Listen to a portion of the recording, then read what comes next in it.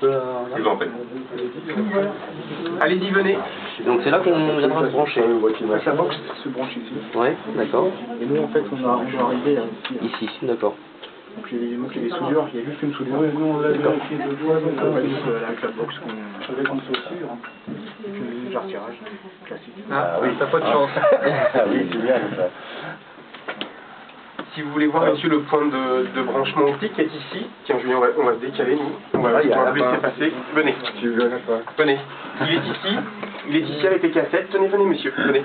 Donc le câble blanc qui remonte du sous-sol, nous étions tout à l'heure, et donc le point de branchement qui est situé ici sur le côté. Ce câble là, d'accord. Oui, ici, là. Et de ce point de branchement, à la demande des résidents, le technicien vient se repiquer, fait un point d'épissurage, et vient ensuite alimenter l'appartement. Un point d'épissurage. Un petit point de soudure, petit point de soudure, pardon.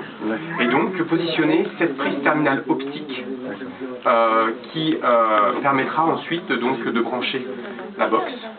Ici même. Et ensuite desservir l'ensemble des matériels que le client souhaite faire fonctionner. Mais c'est toujours la même box. Oui, j'utilise le terme générique, chez nous c'est la Livebox, mais j'utilise le terme générique. Non, mais voilà, on n'a pas besoin de changer sa box. Alors, les prises optiques sur les... Chez nous, vous utiliserez une Livebox optique. Ah, c'est pas la même. Ce sera pas la même. À terme, de toute façon, je pense que... Oui, c'est la Livebox Play, hein, et voilà, exactement. Donc elle fonctionne sur cuivre, elle fonctionne exactement. sur optique. Par contre, au niveau des décodeurs pour la télé, là on a une possibilité qui commercialement d'ailleurs permet d'avoir 2 décodeurs associés à la TNT, et là ils sont légèrement différents.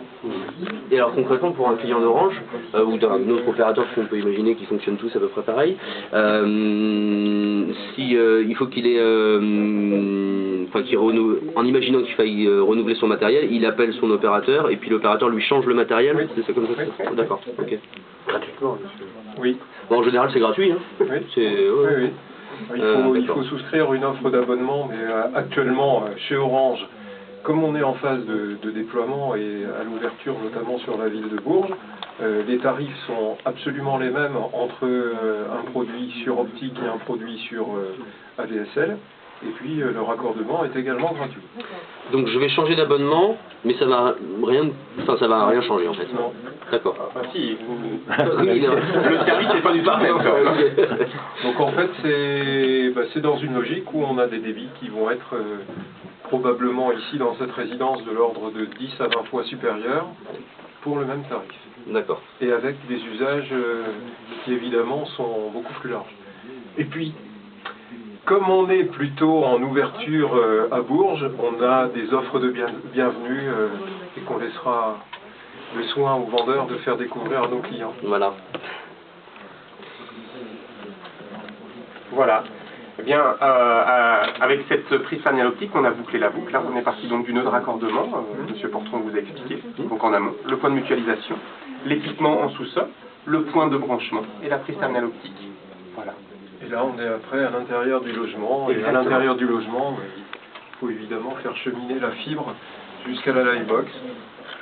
D'accord. Donc je rappelle qu'il est préférable de ne pas la mettre au pied du lit. Pourquoi Parce que à cause des ondes... oui. Non, mais le petit côté sanitaire est important, j'insiste.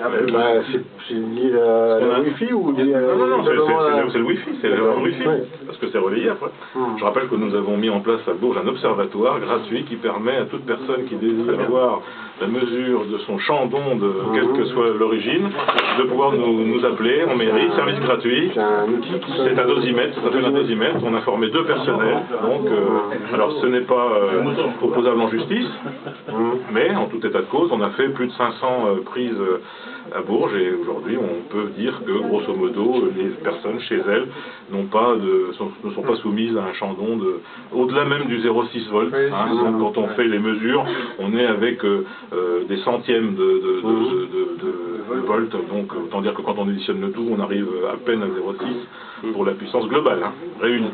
Alors par contre, dès qu'on est soumis à un appel téléphonique, alors je peux vous dire que là, ça explose. Mais ça, c'est l'appel téléphonique que l'on passe ou que l'on reçoit, et quand on on décroche. Hein, pareil pour les DCIT, pardon, les fameux téléphones sans fil. Alors là, on voit vraiment les courbes. Donc moi, je remets une couche à chaque fois. Il n'y a pas d'émission d'onde, alors encore moins avec la fibre évidemment, puisque là on a du filaire très haut débit jusqu'au bout, mais si on utilise bien et pas à côté, je dirais, des éléments corporels qui sont en cause, notamment au niveau cérébral, on n'a aucune soumission d'entrée de jeu, et surtout pas par rapport aux antennes. Quand on me dit, moi, les antennes, alors il y a une pollution peut-être visuelle, mais ça c'est autre chose. Ce qui est un autre sujet, mais en effet, c'est plutôt la précaution, l'usage, l'utilisation de son mobile, ou bien le positionnement de l'antenne Wi-Fi à l'intérieur de son domicile. Et ça fait partie des points qui sont en train de s'éduquer sur le sujet. Voilà. On peut passer au micro. Pas dans le couloir, c'est pas l'endroit.